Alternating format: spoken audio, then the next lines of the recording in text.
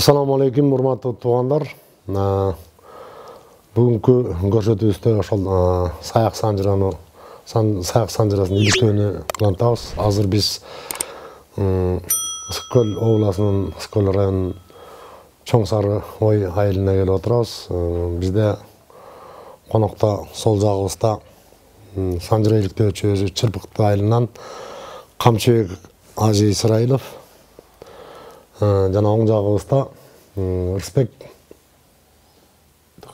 Токсобаев тууганыбыз. Биз азыр ушул кабадан, жалдуу кабадан Шыкмаматтын санжырасын иликтегене келдик. Баарыбызга белгилүү, буга жердин санжыра иликтөөчүлөр тууралап түздөп айтып жүрөбүз. Чыңгызхандын заманынан мурун Сурантайдан 3 бала, Чыбытай, Сабатай жана Муратай. Ошо Муратайдан Жусупбек жана Сүйүнчбек. Бул көлдүк саяктар ошол Жусупбек линиясы менен кетишет. Жусупбектен Абдырайым, Абдырайымдан Байызбек жана Байызбектен 4 бала деп айтылат. Бир санжырада 3 бала деп айтылат. Биз ошо көп санжыраларды карап 4 бала деп айтып жүрөбүз. Бай болот. Мындан кадимки өйдөжектелер кетет. Сарык, Кайдулат жана Жандулат. Жандулат бул ала көз каба.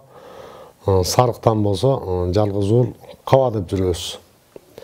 Бул көлдүктөрдүн варианты боюнча. Анан ошол каба атабыздын 3-чү айылынан 3-чү энебизден Шыкмамат жалгыз да. Ошо Шыкмаматтан тарагандар Кудаш би, Кожош жана Култай да. Ошо Кудаш биден Кудаяр, Алдаяр, жолу Залакабаты, Кулча, Кожаяр жана Ынжай дебиз. Ынжай Бөлөкбай да. Ошо Кудаярдан ошо Куткамерген Бектемиш аталарга бүгүн басым жасайбыз. Ошо Куткамерген жана Бектемиште ошол биздеги отурган аксакалыбыз Камчыбек Ажы. Анан туугандар жогоруда айтылгандай ошол Кудаш биден айтпадыкпы? Эми ушул Камчыбек Ажы сизге бир суроо берсек, ошо Кудаш биден кайра бир таратсаңыз дагы ошол Кудаш биден тараган ошо Куткамерген ушу Бектемиш аталарга токтоло кетсеңиз, алардан кимдер тарайт, көрүнүктүү адамдары ким, баатыр чыкмалары ким, кандай ошол эмгек кылышкан, жалпы кыргыз эл үчүн, саяк уруусу үчүн кандай эмгек кылган, ушул жөнүндө кең кесири токтоло кетсеңиз. Эми сиз Шыкмаматтын тукумдары тууралуу деп атпайсызбы? Мына жалдуу кабадан Шыкмамат кичүү айылынан экен. Ошо Шыкмамат атабыздан Кудаш, Кожош, Култай деп жүрөбүз. Ошо Кудаш атабыз өзү бий болгон экен. Кудаш бийдин заманы ошо 1700-жылдардын ичинде да. Ичинде. Ошо Кудаш бий өзү негизи 4 балалуу болгон экен. Бир аялынан Кудаяр, бир аялынан Анжай, бир аялынан Алдаяр менен Кожаяр болуп калат да. Бул мен жаш боюнча айтып атам да. Анткени анан кийин ошол Кудаш бийдин Кудаяр деген баласы тууралуу. Кудаяр баласы Кудаярдан Куртка мерген Бектемиш. Куртка мерген деп айтылат да. Куртка мерген Бектемиш. Эки ата да Кудаярдан. Куртка мергенин 10 баласы болгон экен.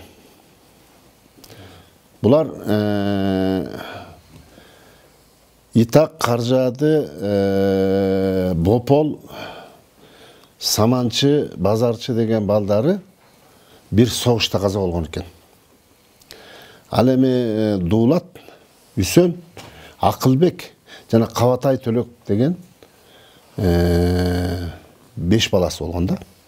Ошол Дуулаттан Бокотой барак да. Мына ошол Бокотой барак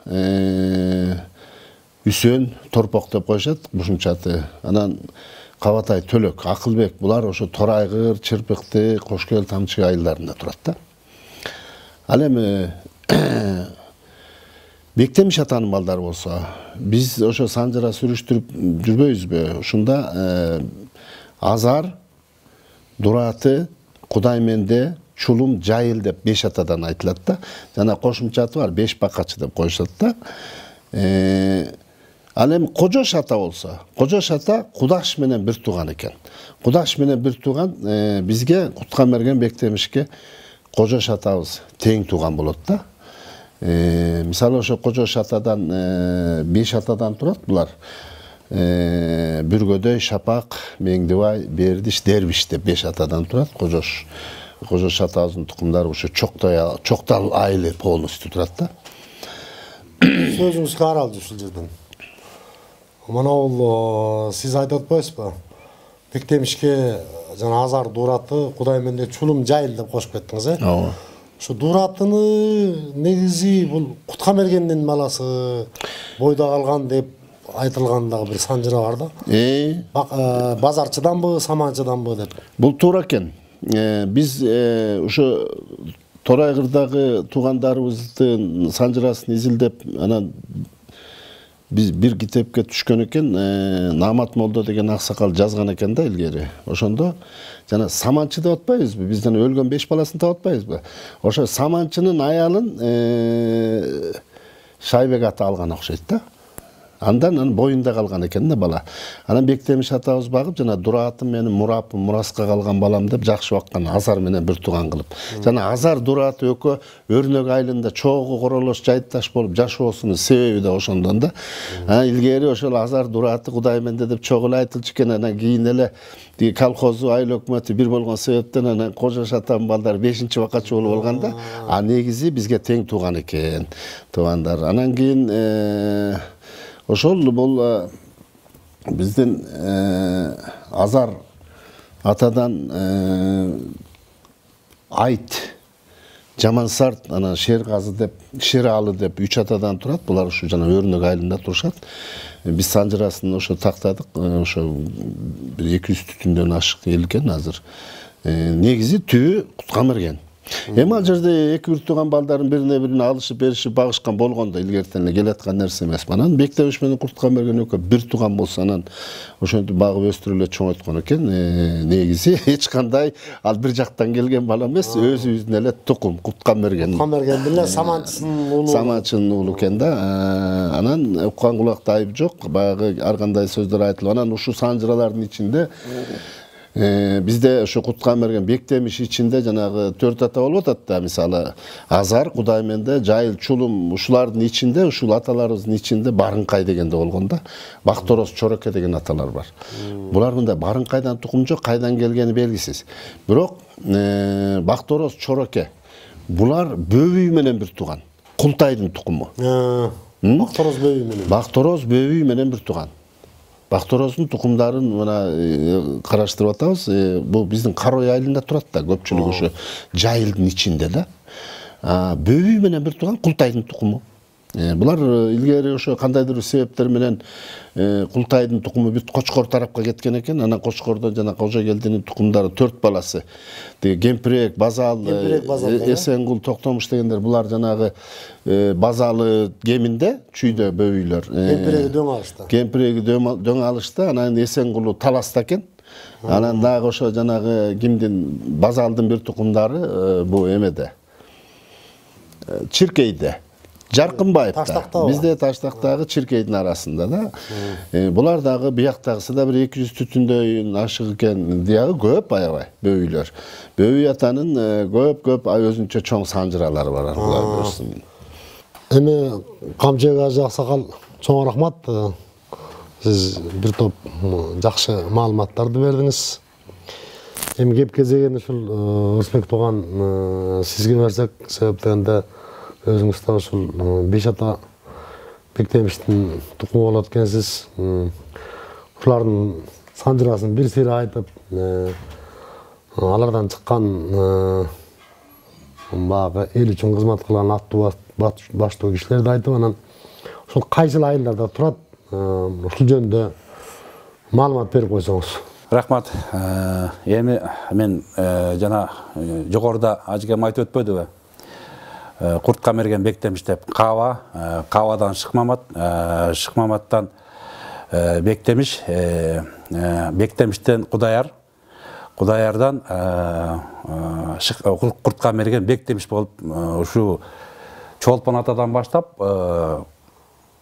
Чоктал айылына чейин ушу 5 бакачынын уругу жашайбыз эл ушул жерде. 5 ошо бакачы деп коет бизде. Ошо кошумча аты бакачы, ал лакабаты. Ага эми ал жөнүндө да ажкам айтып өткөн, эми алардын баарына токтоло турбай. Эми мен ошол Бектемиш атабызды таратып көрөйүн. Бектемиш атабыздан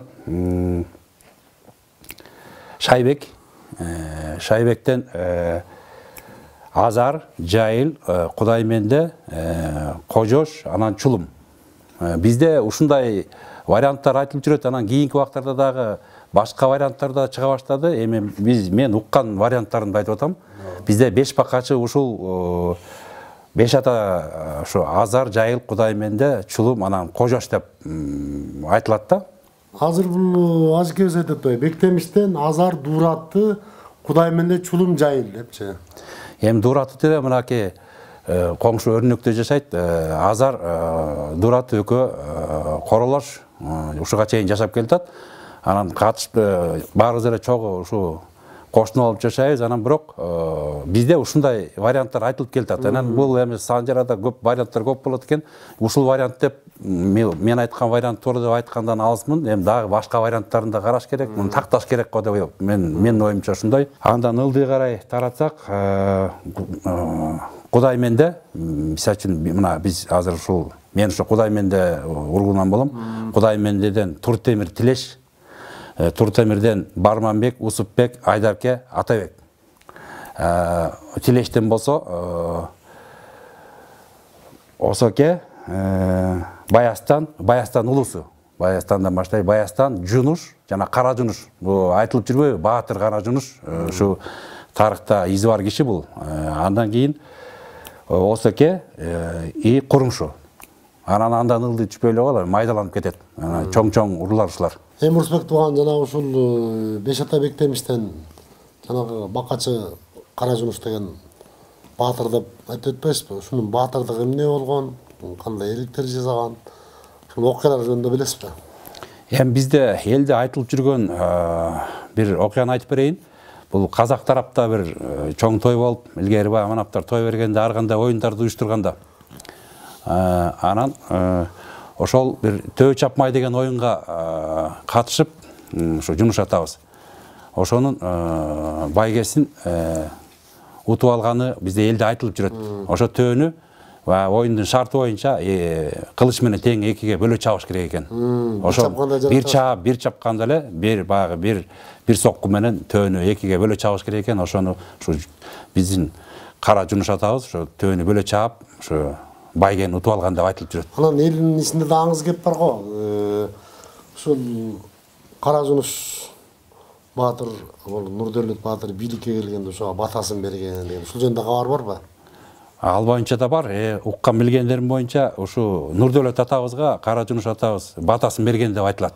Ушу башыңдан бакыт кетпесин, өлөт кетпесин, экитизгин бир жыл аласың, бийлигиңди колдон кетпесин деп ушу Жунуш атабыз Нурдөлөт атабызга батасын берген деген да бир кептер бар эл арасында. Ушул жерден Ырысбек бир тууганыма кичине кошумча айта кетелби? Айтыңыз. Бул бакачы Кара Жунуш деген өтө зор адам болгон. Бул киши Балбай баатырлар менен де алыскы жортулдарга чыгып жүргөн киши болгон. Ошо Балбай баатырды Алматыда камакта жатканда ушу айткан жери бар да, бир 4 сап айтканы бар экен. Жоого чыккан кезимде байландым болот кылычты дейт. Жолдош кылып бир жүрдүм бакачы Кара Жунушту дейт да. Жунуш баатыр жана айтып өтпөдү, ошо казакка барып жана төө чапмайда төөнү чаап, ошо байга алып. Бул Кара Жунуштун көп окуялары бар эмичи. Анан ошо Жунуш акенин жана бул жерде Жайылдан Рысменденин Кангелдиси көп жыл болуш болгон да. Ошондо Кангелде аке келип бата сураган экен. Ушинтип шайлоого катышып атам. Ошо болуштукка батаңызды бериңиз деп анан ошондо 80ден ашып 90 болуп калган экен Жунуш Аксакал. Анан Жунуш ата батасын берген дейт. Шайлоодо өтүп болуш болгонуңда бийлигиңди эч кимге карматпа деген экен да. Кангелди анын ошону батасы болсо керек. Кангелди атабыз 25-27 жыл деп айтышат, ушу болуш болгон, көп жыл болгон. Пенсияга чыккыча да көп жыл болуш болгон. Ошо болуштукту берген эмес эч кимгечи. Жана бир тарыхый нерселер бар, Садыр аке менен да эметишкен жерлер бар да, анда кийин айтылат. Анан ушул Кудайменди атанын тукумдарынын ичинен көп мыктылар чыккан. Бекбаштын Акматы деген чыккан, Райдын Акматы, Райдан деп. Анан деге Райдан ким? Деркенбай. Деркенбай ата ошо орустар менен ары бери болуп тетиги сүргүнгө чейин айдалып барып келген киши болгон. Анын баласы Абакир ата мугалим болгон өмүр бою. Анан бул биздин ошо Кудайменди атанын тукумдарынан көп жакшы адамдар чыккан. Самидүн деген аксакал чыккан, эмне деген киши. Самидүн Карабакир аталар, жана Бозгорпоевдер, Карабакирдин тукумдары жанагы Абдыкеримдин Сарымсак профессор, Карабакиров Төлөн, Карабакиров Ырымбек, Дайырбек, мына ошондой мыктылар чыккан. Бул биздин Кудайменди атанын тукумдары негизи түйүнөн мыктылар, окумуштуулар. Анан бул жерден дагы айтат турган нерсе, ошо Кудайменденин бир тууганы Чулумдун баласы Жоруптан кадимки Нурдөөлөт Батыр да. Анан Нурдөөлөт атаң жондойт. Угалы. Чулумдун Жоруунан. Бектемиштин Чулумдун жоруунан турбайбы? Жоруунан Нурдөөлөт атабызда. Нурдөөлөт Батыр. Нурдөөлөт Батыр деген Балбай менен чогуу жүргөндө жанагы дет керекки казактарга илгери баатырлар эмне кылган? Баатырлар айдап дет чет жактарга барып Тарбагатай Алтайга чейин барышып, жылкы айдап келип тиги казактардан ары калмактарды тиги эмелерден барып жылкы тийип келишип анан кийин эл баккан да илгеричи. Анан аларды биз баатыр деп чекемиз, ошо заманга жараша окуялар болсо керек. Мына ошондо бир чоң санжыра бар. Бу Нурдөөлөт Батыр, Балбай Батыр башында туруп, анан Нурдөөлөт Батыр биздин жанагы Нусупбек Батыр деп коет мундуздардан, Өмүр Батырдын баласы Карач, жана Бала Карач деген дагы ушундай бир топ киши Жортулга чыгат.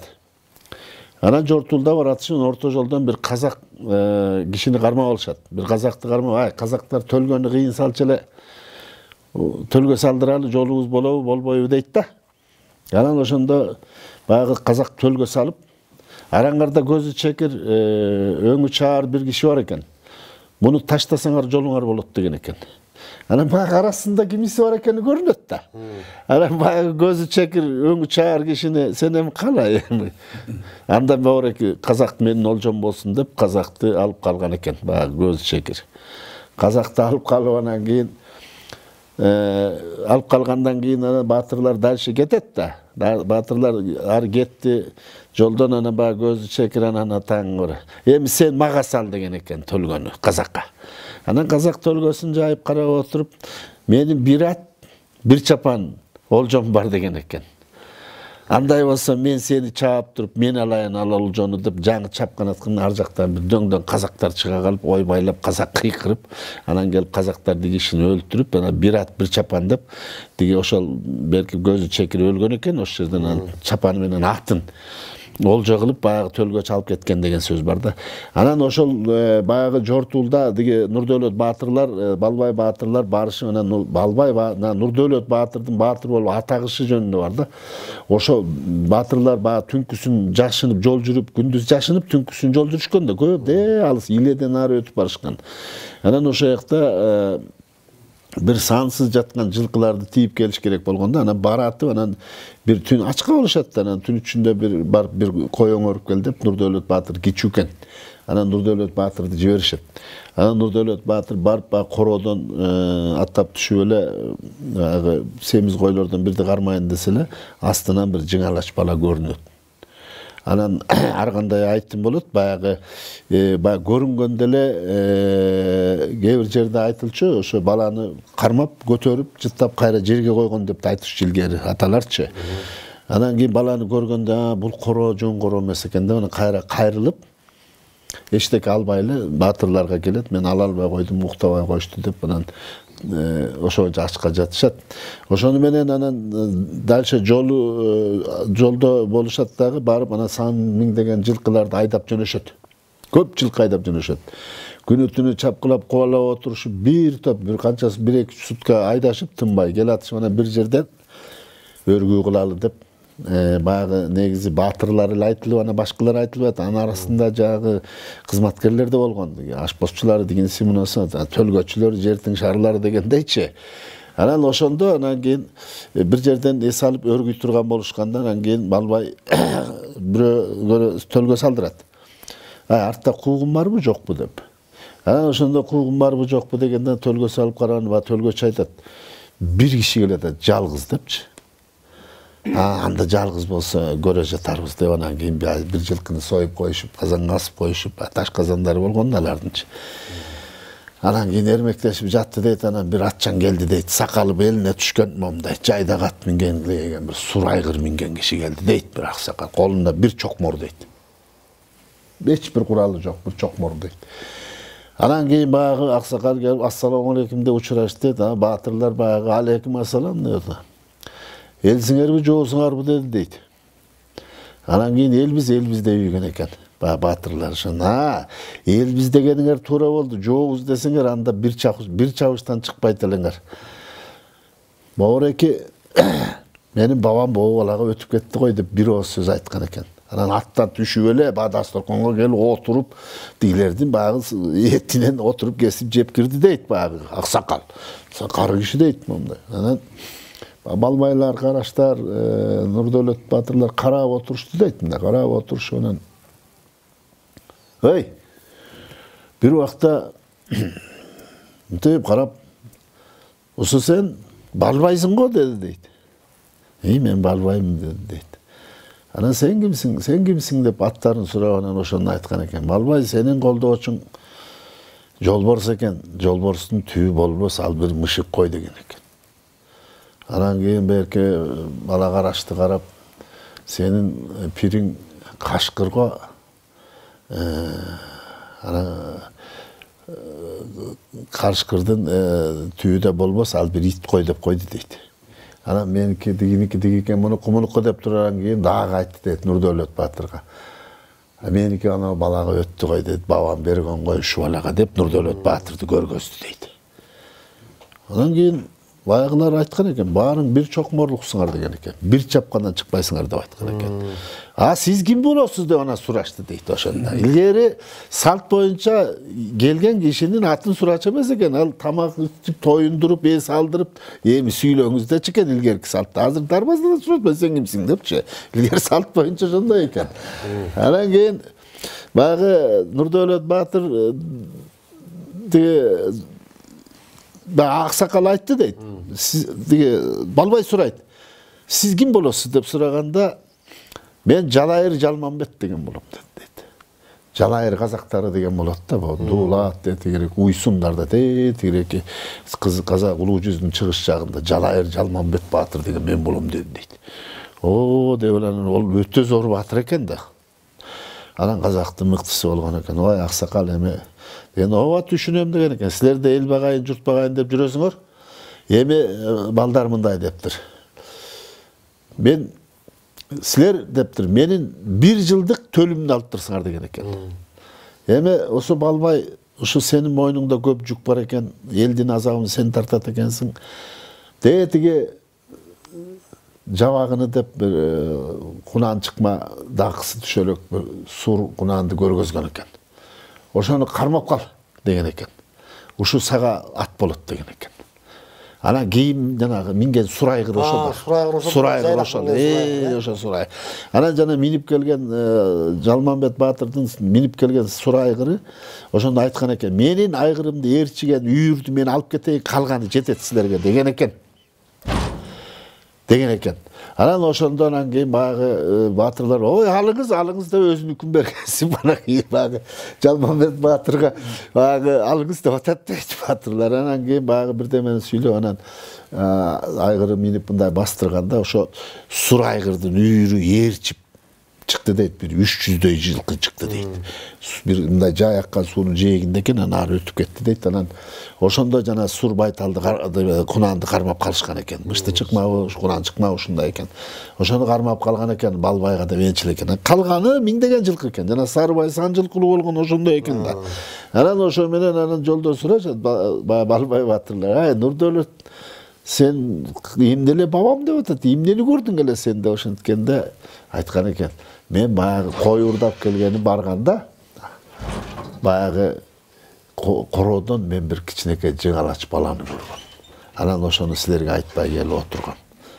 Ошол деп айтты дейт. Ай баракелди. Анда деп Балбай баатыр аябай сыйлачу экен Нурдөөлөттү, өзүнүн баласындай сыйлачу экен, жакшы көрчү. Ошол Жалайыр Жалмамбет баатырдын жөлөмө пири Нурдөөлөт баатырга оогон экен да. Анан ошонун негизинде илгертен ошо биздин кыргыздардын болгон ишеними кандай колдоочусу пири деп атпайбызбы, жөлөмөсү деп коюшат. Ошол жанагы Нурдөөлөт баатыр келип, андан кийин баягы доорлор алмашып, орустар келип, Балбай баатырды кинтип камактан өлүп ошенткен убактарда жанагы орустар уездерди куруп болуштуктарды эметкен. Нурдөөлөт баатыр биринчи саяктарды чогулткан Нурдөөлөт баатыр болуп атпайбы? Бийликте Боореки бугу белек саяк тукуму күнгөйдөгү бүт элге болуш болгон биринчи. Камчы кажы. Чоң рахмат. Ошол Нурдөөлөт баатырдын, Балбай баатырдын жакшы bir окуяларын айтып бердиңиз. Кудай таалам сизден ыраазы болсун. Эми Рысбек тууган, ушул Бектемиш атадан, Беш ата Бектемиштен чыккан кандай баягы төсү көрүнгөн, эл үчүн кызмат кылган баатырлар бирсе айтпадыкпы? Төсү көрүнгөн аттуу баштылар, ушулар жөнүндө кепти буласаңар, кеп кезеги сизде. Рахмат. Эми жана жогоруда биздин баатырларды атап өтпөдүкпү? Кудайга шүгүр, учубуз кур эмес, илим, билим тармагынан дагы ушу Бектемиштин тукумунан чыккан белгилүү адамдар, бир туугандарыбыз бар, ошолор менен сыймыктанабыз. Айта кетсек, мисалы үчүн Кожош атабыздан Усубакунов Рахым, математик, Самат Кадыров жана Эйнштейндин теориясына өзгөртүүлөрдү киргизген адамдар. Биздин Кудаймендеден Рымбек абабыз, Карабакиров Рымбек, Карабакир атабыз да өзүндө эсепчи деп койчу. Арифметиканын ооз-2 калькулятору жок эсептечү, биз бала кезде. Сарайдан эми Нурдөөлөт атабыз эле өзү ушу баардык чачылганды чогултуп, саякты чогултуп, ушу районду түптөгөн ушу Нурдөөлөт атабыз. Чоң Өрүктүдөн баштап бу Саргамышка чейин бизди отурукташтырган ушул атабыз, эми Балыкчыга чейин. Байеттен болсо Абдыбек Куканов, профессор, айыл чарбагы тармагында да эмгектенип, көп эмгектер бар. Ушул эле кишинин энеси Баятов Насыр, хирург, медицина тармагында көп эмгектери бар. Жайыл атабыздан болсо Карабалаев Мамбет партийный кызматтарда иштеп жүргөн. Эми айта берсек сөз көп, учубуз кур эмес, Кудайга шүгүр Бектемиш атабыздын тукумдарынан жакшы атак мындай белдүү кишилер чыккан. Эми дагы Кудай буйрса мындан ары дагы чыгат го деп ишенебиз. Эми ушул мына Чоң Сарой, Чоктал айылында жашаган ушул Кожош атадан чыккандагы белгилүүлөр бар да. Бар, албетте бар. Рахым абабыздан, Самат абабыздан чыккары ажылар бар. Каптагай ажы, бул киши биздин Эмил абабыздын чоң атасы. Эмил абабыз дагы өзү бабасы болуп калат. Бабасы болуп калат. Ал киши өзү дагы көп жылдардан бери ар кайсы кызматтарды аркалап жүрдү. Губернатор болду. Төсү көрүнгөн киши. Мамлекеттик ишмер да. Жидебай ажы Кожош атабыздан, Атантай ажы, Эми буура баяжы айта берсек көп. Şu Бектемиш Бешбакачы атабыз ушул азыркы аты Ананиба, мурунку аты Байсорун.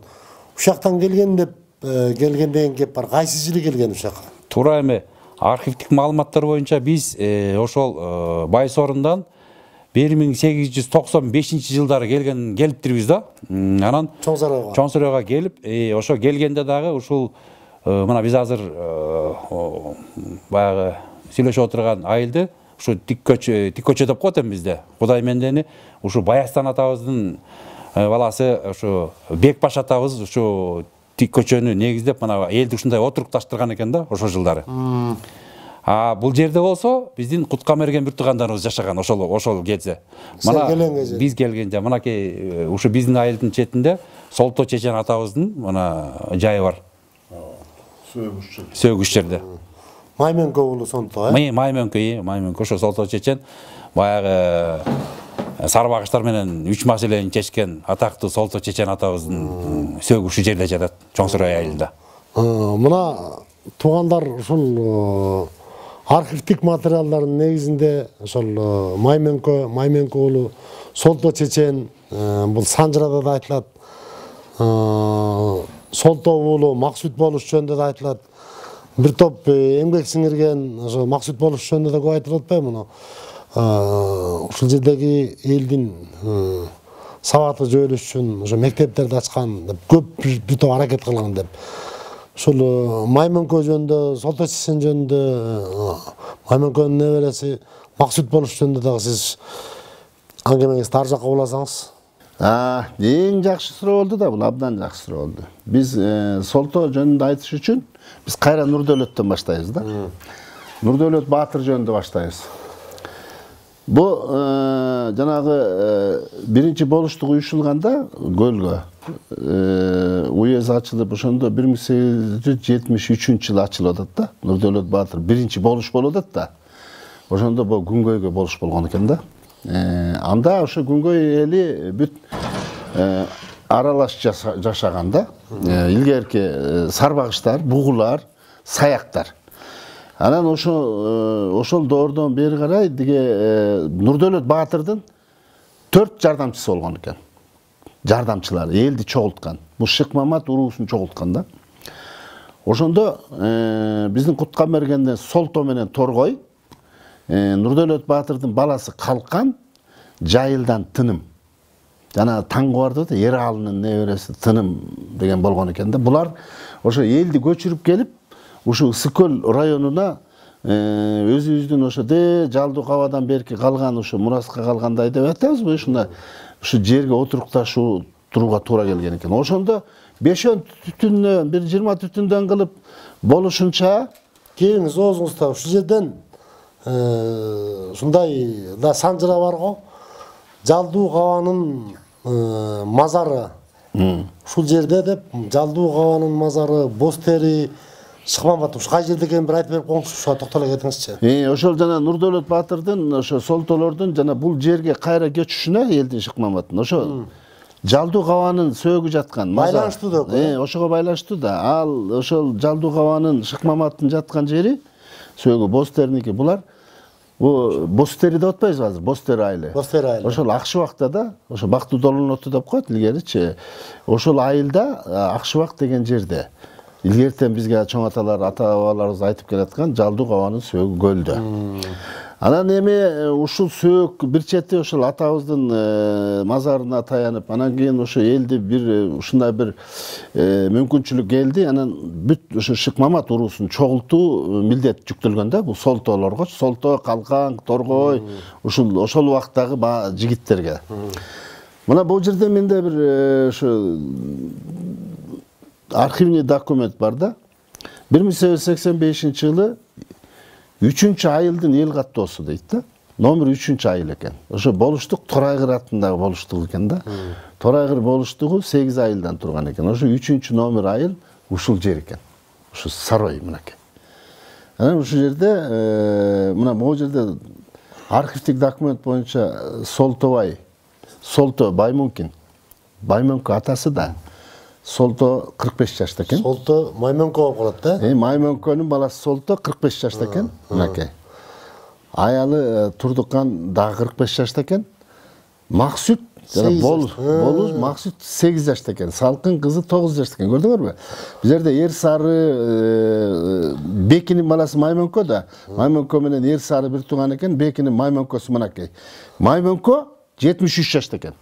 Аялы Токолуго дейм. Серке дейт 30 жашта экен. Бул жерде Турдукан да одо, Токтокон. Бул Солтонун аялы болот атпайбы? Бул Маймөнкө. Бул Маймөнкөнүн аялы дейт. Кандай ката болбойт. Эми ушул сыяктуу бул документте 180 кишини, 180 түтүндүн список экен да, тизмеси. Эл каттоо. 85-жылы 180. Бул жерде Эсенбайлар бар, Эсен түгөлдөр бар, анан куткан бергендер. Анан ушу биздин бул Бектемиш атанын тукумдарынан Боореки бул 3-чү айылда жок экен да 1885-жылы. Сиз туура айтасыз. 1895-жылдан баштап 97-жылы айыл түптөлүк да. Бул Байсорунан 95-жылы келет. Мурун бул жерде түптөлгөн айылда булар жашап атат да. Бул 180. Мына бул жерде Эсенбай, Эсен түгөл бар, Бешата Кожоярдан. Анан биздин эме бар, диге куткан берген тукуму, Кожобердилер, Төлөктөр бул жердечи, ошо бул жерде жана Мойнок Сокуров деген бар, Акмолдо Миңжашаров, Берикбай Миңжашаровдардын эмелери бар да, данныйлар ушу жердин бардыгында. Акмолдо Куткан бергенден да? Куткан Төлөктөн да болуш. Биздин бабабыздын атасы болот Акмолдо. Анан кийин ошо Солто чечен жанагы Нурдөөлөт Батырга жардамчы катары деп атпайбы? Жардамчы болуп калкан ушулар болуп биринчи ошо элди чогулта баштаган. Ошол заманда Бешата Кожояр текесте жашаган экен. Бешата Кожоярдан биринчи Садыр акенин өзү келген. Анан Садыр аке Бешата Кожоярды көчүрүп келген да. Ал Нурдөөлөт Батыр өлгөндөн кийин көчүрүп келет да. Келип анан Аксууга туруп калышат, Чоң Аксуу, Кичи Аксуу. Ошондо элдин баары ошол жакта турчу экен. Анан көчүшүп, конушуп, анан отуруп, анан жанагы баракет баскан бийликтен, байлыктан болуп, анан жер талаш башталат. Ушул жерден Чоң Аксуу, Кичи Аксуу деген кадимки эле. Чоң Аксуу жанагы эле Кашат, Григорьевка. Кичи Аксуу ошол Семеновка, Кырчын. Азыр орусатып Кырчын менен Кашат. Кырчын менен Кашат да. Кырчын менен Григорьевка, Чоң Аксуу, Кичи Аксуу. Анан ошол жерде ар жагында эле ошо Кичи Аксуунун ар жагы Сасык булак деп коет, диге Байсорун. Ошол жерде бакачылар. Ар жакта Чиркей, андан бери Калматай эмес, диге Кожояр. Анан Кожоярдан бери карай анан кийин казак тукуму Бостерида. Андан бери келип турган ушуга чейин, мынакей Чолпон атадан Карой, Бактуу Долонотунан бери карай ушу бул Өрнөккө чейинки жерлерде ошо куткан бергендер. Анан Бөлөкбайдын тукуму Чырпыкты Кабыргада жашачу экен. Жана Калматай Токтогул. Чырпыкты Кабылгада экен. Анан баягы Нурдөөлөт Батыр ал кезде уже өтүп кеткен. Андан Кангелди бийликте көпкө болгон. Анан кийин Садыр аке ортодон анан кичине бийлик талашып, өйдөлдөй тартыш болгон себептен анан Күнгөй Аксуу болуштугу болуп, анан Торайгыр болуштугу болуп экиге бөлүнөт да. Анан ошондо Күнгөй Аксуу болуштугу ошо диге Сөгөттү суусунан ары калат. Бу кимдер Бөлөкбайлар, Олжобай Чоңчар, Калматайлар комсомол корумдуга көчөт. Ар жактан диге биздин Бектемиштин тукумдары биякка көчөт. Ошентип анан Чолпон атадан биягын Балыкчыга чейинки жерди Кудаяр тукуму ээлейт. Сөгөттүнөн ары Кожояр, Алдаяр, Бөлөкбайлар ары Өрктүгө чейинки жерди ээлешет дагы. Анан ошентип анан эки болуштук болот да. Мына анан кийин Солтон сөөгү тагыл ушул жерде да Маймөнкө ошо аталарыбыз ушу Саройдо мынакей бул жерде эле жолдун боюнда. Анан Солтонун эме окуялары көп айтылды. Күмбөздөрүнүн калдыктары турат. Кызыл кирпиштен. Мына бул балдар билет эме ошол. Былтыр көрбөдүк бирок ошо. Оңдойбуз деп атышат го, буюрса урпактары. Бул жерден анан кийин бул Торайгыр болуштугу экиге бөлүнгөн да. Куткан берген Бектемиш болупчу. Кийин бул өзү 900-жылдардан кийин болуптур. Мисалы Максут болуш болду деп атпайбызбы? Ага чейин Чолпонбай болуш болуп турган экен. Анан ага чейин Жылкыбай болгон, андан мурун Акмолдо болгон экен. анда Кангелди өтүп кеткенден кийин ошо ким Жылкыбай болман, Жылкыбайдан Акмолду алган экен, Мойнок деген Сокурдун Мойногу деген төлөктөн. Андан кийин ана болуштуктар экиге бөлүнгөн да. Максут ошол 13-жылы болуш болгон экен, документ боюнчачы. Ошол убактарда диги Куткан мерген анан Чоктал суусунан Балыкчыга чейинки жерге көчөт, Куткан мерген. Чокталдан биягы Кожош Чокталга отурат, Куткан мерген менен Бектемиштин ортосуна калыс катар. Мен жана айтып атканым ошо да. Кожош деген тең тууган бизге депчи. Кожош Кудаш менен бир тууган. Култай үчөө бир тууган. Култай, Кожош, Кудаш үчөө бир тууган. Анан ошол жана Кожош атанын тукумдары эме болот. Так мен уккандан, биз уккандан Бектемиш менен Куткан мергенин ортосуна калыстык үчүн отургузулган деген сөз бар экен илгертенчи. Бул жерде бир кызык нерсе бар. Бизге ошол Талканбайды болуш кылам деп Жалалабадтан көчүп келген туугандар бар экен. Кайра көчүп кетип калышыптыр. Болуш болуп анан ортодо мындай эмелер бар. Азыр бизге чалышып атпайбы аларчы Жалалабадтык туугандар. Тогуз-Тородо бар. Анткени кайра көчүп кетип калышкан диякачы. Биз суу талаш анан дияктан көчүп келди дегенге таарынып. Сөзүңүз каралчы. Өткөндө багыл Кетментөөгө өрөөнүнө барганда Токсоол районунда. Жаңы Белалды деген жерде Куткан мергендерди көрбөдүкпү? Ошол жака келүүнөн кайра кетишкенби? Алар ушул жакта жашашкан да. Жок, алар билбейт экен. Ал Куткан мерген болуп атпайбы, менин тууганым болуп атпайбы? Жок, Куткан мерген деп айтып атпайбы? Баласын Куткан мерген деп ат койдук деп. Баласы да Куткан мерген 70-ке чыгып турат. Жок, ушул жерге бир шайлоо болгон үчүн келип, же көчүп келип анан туугандары баягы жаңы туугандар деп койгондо кайра ошол сөз Жок, алар эмес. Алар эмеспи? Алар эмес. Алар эмес. Алар жанагы Жалалабадтагылар. Жалалабадтагылар минтип айтып атат магачы. Биз Талканбайды болуш кылабыз деп көчүп барышкан экен. Демек жана Чорокенин туугандары окшойт да. Чорокеден окшойт да, Чорокеден окшойт. Анан Чорокен туугандары окшойт. Анан ошо келишип, анан баягы Талканбай болуш болот бияка бакачыларга. Анан ошол убактарда бир сөздөн эле. Бу дигилер кимдер, булар кимдер дегенде жаңы көчүп келгендер, жаңы туугандар деп, булар бизге тууган дебейт турбайбы деп таарынып, анан көчүп кеткен деген сөз бар экен. Негизи суу талаштан чыккан деген бар, ушундай бар. Кайра көрсөм Жалалабадта жер жылуу, анан аяка көнүп калган эл бияка көнө албай койгон окшойт, курак жерге, анан кайра кетип калышкан окшойт. Жер иштетип, Токойдун арасында жашаган эл, Арсланбап бүт эле Токой ошол жакта да. Анан кийин биздин ошо Куткан мерген тукум менен Бектемиш тукумунун ортосунда биздин талаша турган эчтеке жок. Биз бир тууган элбиз. Биздин мынакей 13 атабыз биригип калат баары эле. 13 атадан эле биз уже Кудайарга барып такалып калабыз. Камчы газы бул Жалдуу-Кабанын 3-чү аялынан 3-чү энесинен Шыкмамат жалгыз дебедикпи? Ушул Шыкмаматтан ошол элдик санжырада, биз угуп жүргөн санжырада, сиздердин санжыраңызда ушул айтып атпайсызбы? Шыкмаматтан Кудаш би, Кожош жана Култай деп. Култайдан Бактор Өзбөй, алардын бул көлдө жашаганын билебиз, Кочкордо жашаганын билебиз, анан тигил Чүй боорунда жашаганын билебиз, кеминде. Анан жанатан бери ушул Кудаш бийдин балдарынын жанатан бери айтып атабыз. Беш ата Бектемишти да айттык, Куткан мергенди да айттык, Кудайардан. Эми ушул Кожоштон Бүргөдөй Шапак Меңдубай Бердиш дейбиш деп атпайбы? Ушул Кожош атадан тараган дарга да токтоло кетсеңиз дагы. Жакшы болот. Эми биздин бу биз айтып атпайбызбы, тең тууганыбыз болот депчи. Биз да тарыхый бир нерселерге таянып, ана илгерки уккандарыбыздан дегендейчи. Ушу бизде Сыкөл районунда, Сыкөлдө ошо 80-жылдары Саяк санжырасын жазган абабыз бар. Турганбек. Асаналиев. Ошо киши өзү айылма-айыл кыдырып жазганда, ошо жанагы Кудаш, Кожош, Култай үчөө деп жазган. Ошол замандагылардан да изилдеп отуруп аны алып чыккан экен. Анан кийин мен Берки Эсенкул Төрөканов аксакалдын китебин карап дагы ошол жерден дагы башы ошондой да. Анан аяк жага чаташып калган жери бар. Анан бул жерде биздин мен бул биздин Кожош атамдын туугандары Кудаш бий менен бир тууган деп атпаймынбы, Култай үчөө. bu Kojoş atabыз аябай уюткулуу журт да. Мындай кичине саны жагынан деле азыраак эмес, жакшы. Анан ошо Кожош атабыздан чыккан ошо 5 атадан турат экен бул Кожоштор.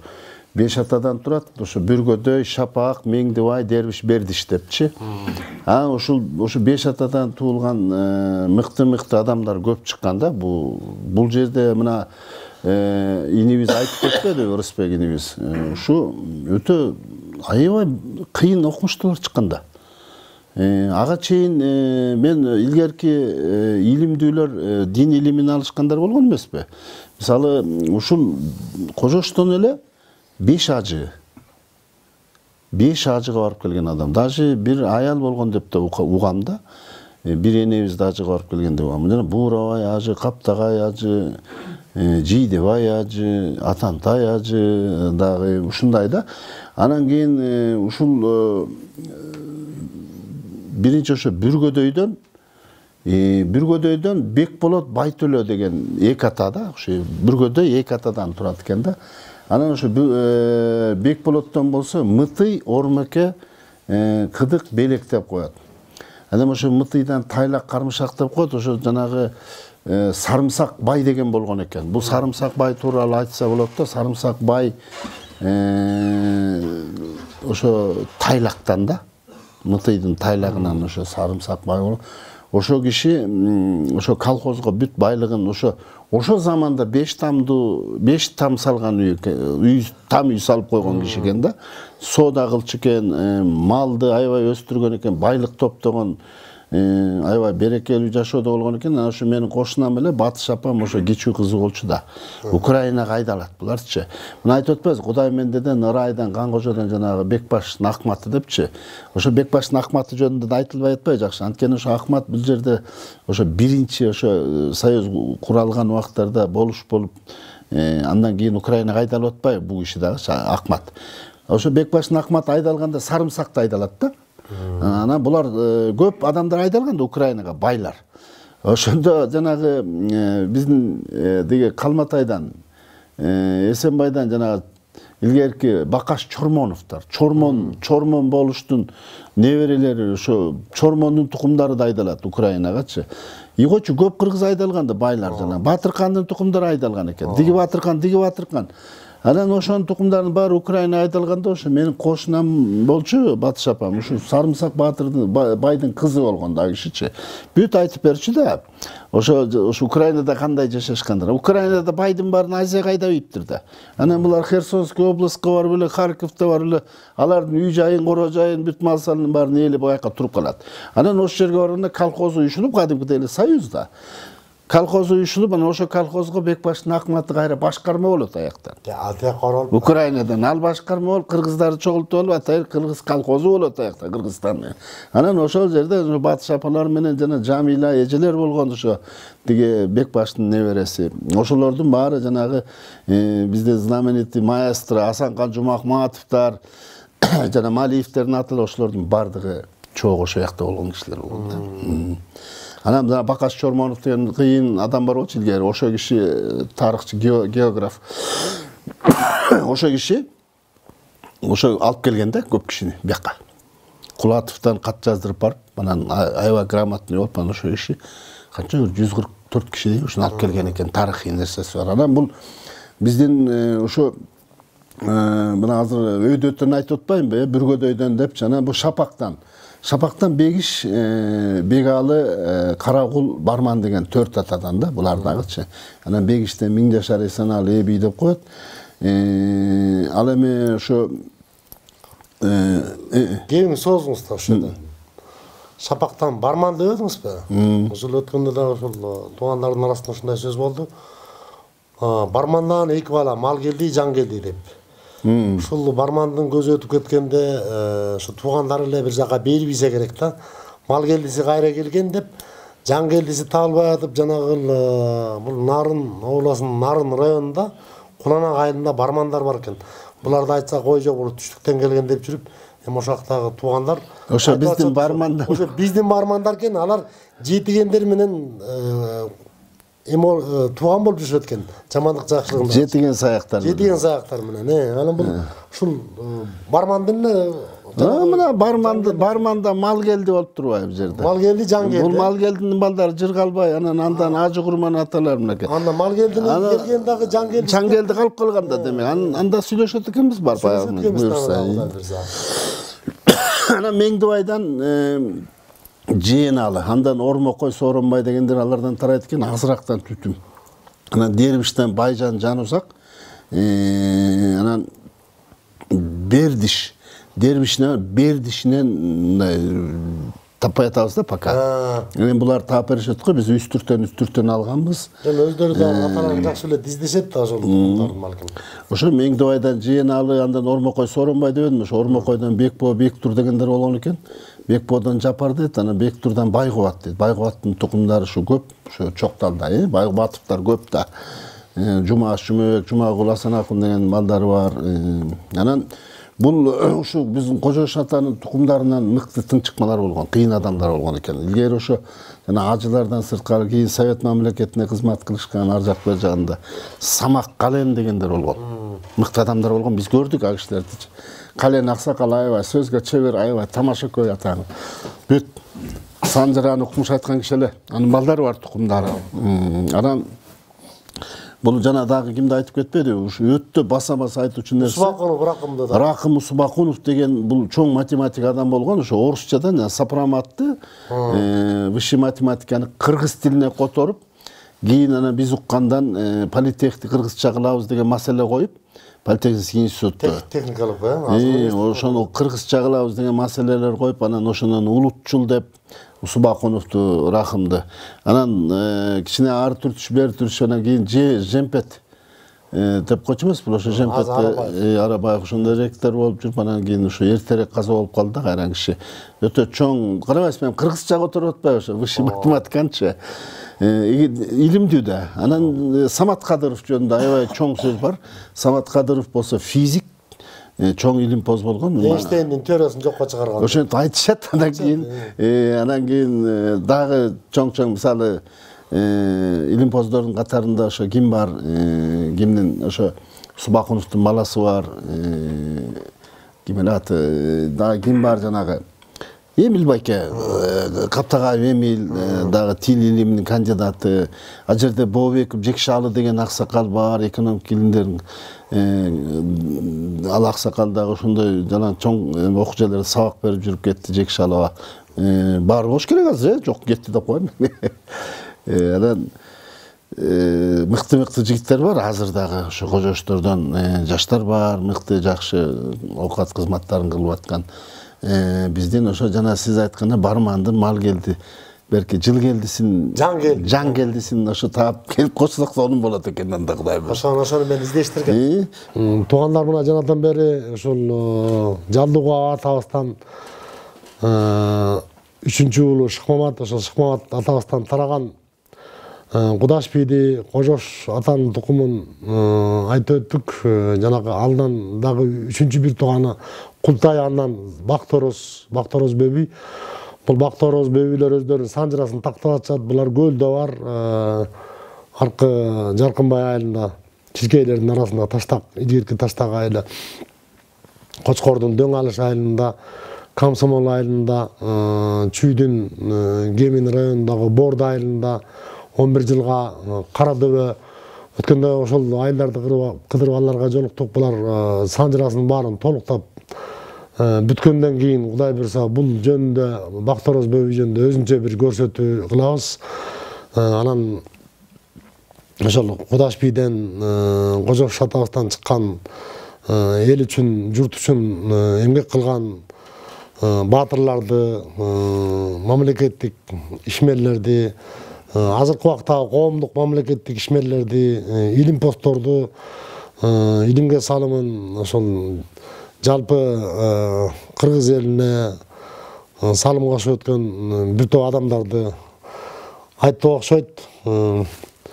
Алымча кошумчалар болсо дагы бул темага кайра кайрылабыз. Ушул сиздер ушул